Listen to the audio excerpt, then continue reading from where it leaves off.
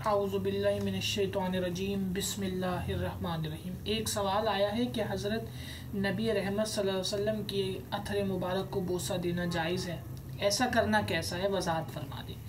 دیکھیے، علامہ سمودی رحمہ اللہ نے اپنی کتاب، بہت بڑے محدث تھے، مجتہد تھے، حدیث کے اصول کے ماہر، علامہ امام سمودی رحمہ اللہ تعالی جلیل و قدر محدث اور تمام اہل سنت کے بالاجماع بالاتفاق سکہ امام ہے۔ امام سمودی رحمہ اللہ اپنی کتاب وفا الوفا میں جلد 4 اور اس کا صفحہ نمبر ہے 182۔ امام سمودی رحمہ اللہ اپنی کتاب وفا الوفا جلد 4 اور صفحہ نمبر 182 پر نقل فرماتے ہیں حضرت بلال رضی اللہ تعالیٰ عنہ کا عمل۔ ہوا کچھ یہ تھا کہ حضرت بلال رضی اللہ تعالیٰ عنہ نبی رحمت صلی اللہ علیہ وسلم کے وصال مبارک کے بعد جو ہے وہ مدینہ شریف چھوڑ کے چلے گئے تھے۔ جب نبی رحمت پردہ فرما گئے تھے تو حضرت بلال رضی اللہ تعالیٰ عنہ جو ہے وہ مدینہ چھوڑ کے چلے گئے تھے۔ حضور کی جدائی کا اتنا غم تھا آپ کو، تو نبی رحمت صلی اللہ علیہ وسلم جو ہے وہ حضرت بلال رضی اللہ تعالیٰ عنہ کے خواب میں آئے، اور آپ حضور پاک صلی اللہ علیہ وسلم جو ہے وہ نبی رحمت صلی اللہ علیہ وسلم حضرت بلال تعالیٰ عنہ کے خواب میں آئے اور آ کر فرمایا کہ بلال کیا ہوا ہے کہ اب آتے ہی نہیں ہو، یعنی بلال تعالیٰ عنہ سے محبت کا اظہار کیا۔ دیکھیں، حضور کو پتہ ہے، اس سے بھی پتہ چلتا ہے۔ آپ صلی اللہ علیہ وسلم بلال تعالیٰ عنہ کے خواب میں آئے اور فرمایا کہ بلال کیا ہوا ہے کہ اب آتے ہی نہیں ہو۔ آپ رضی اللہ تعالیٰ عنہ اس وقت شام میں تھے، بلال تعالیٰ عنہ اس وقت آپ صلی اللہ علیہ وسلم خواب میں آئے اور فرمایا یہ کیسی وفا ہے اور یہ کیسی جفا ہے کہ تم اب ہماری زیارت کو آتے ہی نہیں ہو۔ تو مطلب حضور پاک صلی اللہ علیہ وسلم جانتے ہیں کون ہماری زیارت کو آ رہا ہے، کون نہیں آ رہا۔ یہ بلال تعالیٰ عنہ کے خواب میں آئے آپ صلی اللہ علیہ وسلم، پھر آپ نے فرمایا، یعنی ایک چیز اور سمجھیے، اس سے پتہ چلا کہ حیات الانبیاء کا جو عقیدہ ہے، یعنی انبیاء اپنی قبروں میں زندہ ہیں، حیات الانبیاء فی قبورہم یصلون، اس پہ تو پوری کتاب بھی لکھی علامہ بہقی رحمہ اللہ نے اور علامہ ذہبی رحمہ اللہ نے۔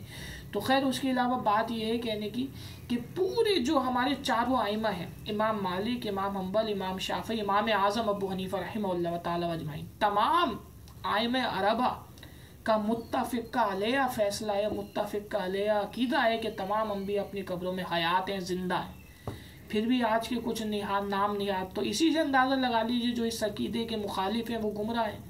اور یہ کتنی پیاری روایت ہے۔ عبداللہ یہ بلال رضی اللہ تعالیٰ عنہ کے خواب میں آئے نبی رحمت صلی اللہ علیہ وسلم، اور جو ہے حضور، اور بلال شام میں ہے لیکن حضور کو پتہ ہے، وہاں پہنچ گئے ان کے خواب میں، ہمارا عقیدہ پھر ثابت ہوا، وہاں پہنچ گئے اور وہاں جو ہے بلال سے کہا کہ کیا ہو گیا کہ اب ہم سے ملنے ہی نہیں آتے۔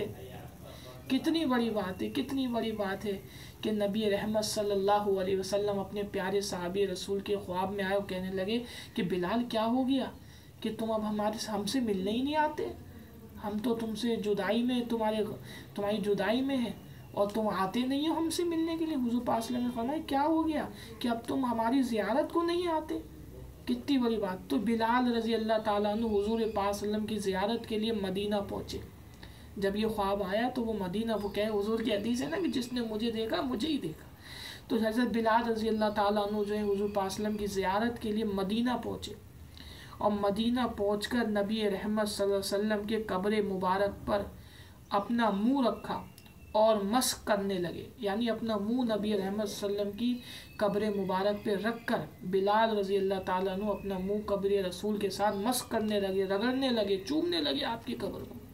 اور اس حدیث کی سند کو امام سمودی رحمہ اللہ جو جرح و تعدیل کے امام میں فرماتے ہیں ھذا سند جید، یعنی اس حدیث کی سند جو یہ روایت ہے، اس روایت کی سند جید ہے، بہت اچھی ہے، تو اس کی سند پہ بھی کلام نہیں ہو سکتا۔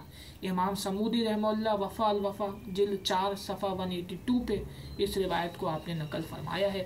تو لہٰذا ثابت ہوا کہ نبی رحمت صلی اللہ علیہ وسلم جو ہیں ان کی اتھر مبارک کو چومنا جائز ہے۔ اگر یہ ناجائز ہوتا تو اتنے بڑے صحابی حضرت بلال رضی اللہ تعالیٰ عنہ وہ کبھی بھی ایسا عمل نہیں کرتے۔ انہوں نے اپنے عمل سے بتا دیا کہ نبی رحمت صلی اللہ علیہ وسلم کے اتھر مبارک کو چومنا جائز ہے، اور امام سمودی رحمہ اللہ نے اس کی سند کو بھی صحیح کہا ہے کہ اس کی سند جو ہے وہ جید ہے۔ جزاکم اللہ خیرہ۔